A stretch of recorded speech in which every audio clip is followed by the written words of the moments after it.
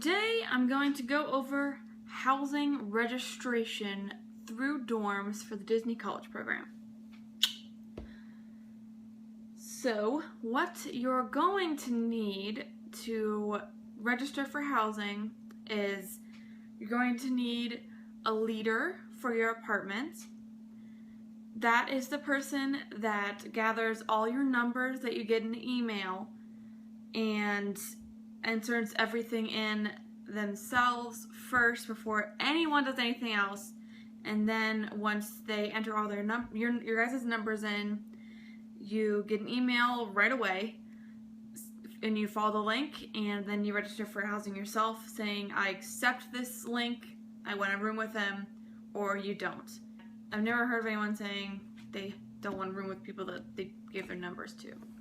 For housing, if you are going to bring a car, you're going to need your license plate number, the make, model, and year, the color of your car, and the state your driver's license is in, and the driver's license number. So the first thing you're going to do when you do registration is, if you're the leader, you're going to have to probably help other people because it's a little confusing, especially with the vehicle registration. I had a little problem with that. You're going to go in and follow the link in the email and log into your dorms. If you haven't done any education registration, then you're going to need to hit retrieve password because it's different from like what you use for like the dashboard and stuff. So you're going to have to create a new password, and of course it has different policies for their passwords because they can't be the same, apparently. So you're going to need to do that, and once you log in, you're going to go to housing registration, and then you're going to enter all your information like emergency contact info, your address, your preferred name to put on your name tag, and then if you check like I am fine with living in wellness, or you hit non-wellness, or you hit I'm bringing a vehicle, and this vehicle registration thing will pop up. So once you do all that stuff, you're going to fill out some forms. This is everything I'm bringing with me for check-in, and I'm bringing it all in my Harry Potter folder. It's pocketed. Bring a pocketed folder for check-in, because you have all these papers you're going to need, so mine as well. You don't want to lose anything because you're going to get more stuff.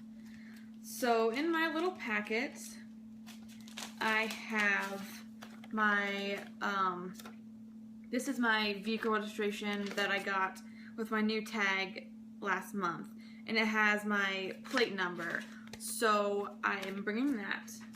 When you bring a car, you have a property control company thing. It's called Lincoln Property Company, and it's for your license or vehicle decal agreements, and you just initial first and last name, initial, like mine's JP, so I initialed all those things. Like I'll obey speed limits, I'll put my decal in everywhere, like the visible place, things like that. And then you just put in, you click like the check mark, and then you put your birth date. So mine is June 16th, 1992, so I put 06161992 because you know there's no like dashes, and you can't leave the 0 off of the 6 and all this stuff. So you have your vehicle decal thing. This is only if you're going to bring a vehicle. Otherwise, you will not have this paper. And then you have, everyone will have this. This is community codes. Basically, your lease. And it just goes over like quiet hours, acknowledgement, safety and living. And I think there's, financial responsibility, saying like, this is how much you agree to pay your rent every time. And if you don't make enough in that week, you're going to have to pay them and all this stuff. So everyone has that, and then this is if you live in, I don't even remember what they're called now, wellness or non-wellness, the one where you're under 21 or no alcohol. No alcohol is this paper. It's saying you've been assigned to a designated alcohol prohibited unit. So you just have this, and if you're not living in an alcohol prohibited unit, then you don't have the paper.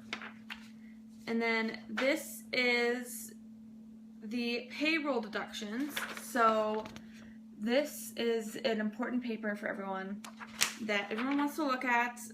It lists all the apartment complexes, all the roommate combinations, and how much that will be. We're going for a commons 3-bedroom 6-person, and that will be $104 a month.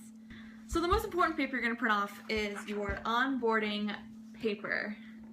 It has your code that they're going to scan, and it also has your roommate number that you got in your email under that, so it's specific to you.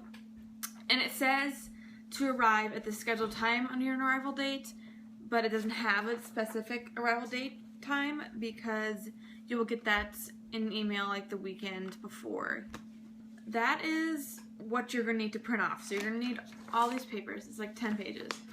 You'll have less if you're not in an alcohol prohibited apartment, and you'll have less if you are not bringing a car. So just keep that in mind. Other than that, it's pretty easy to do the housing. One thing that you're going to need at check-in is either for your I-9 documents. I'm just bringing my passport because I don't feel like bringing other stuff. I don't want to bring my social security card that feel like I'd lose it or something.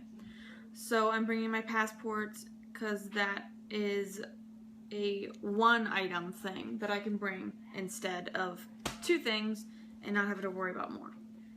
So also during check-in, if you have a car, you're going to need a verification of insurance with your name on it. Even though you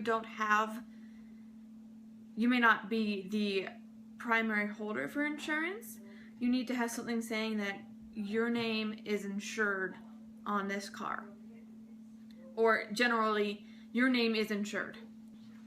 And then I also printed off these when I did the new hire documents, and I printed off, these are different numbers that you might need on your program, so I just printed those off to help me out.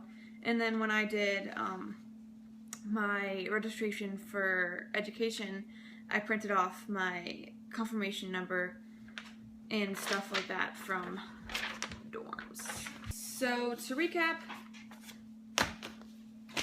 make sure you have a leader. They enter all that information first. One thing that we had a problem with was one of the girls that I was trying to get her number from was at work. So when she went on break, she had like 100 messages, 23 phone calls, something like that.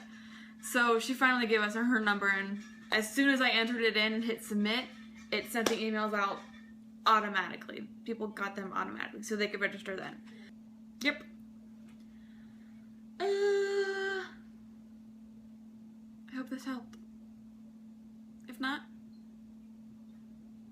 don't tell me.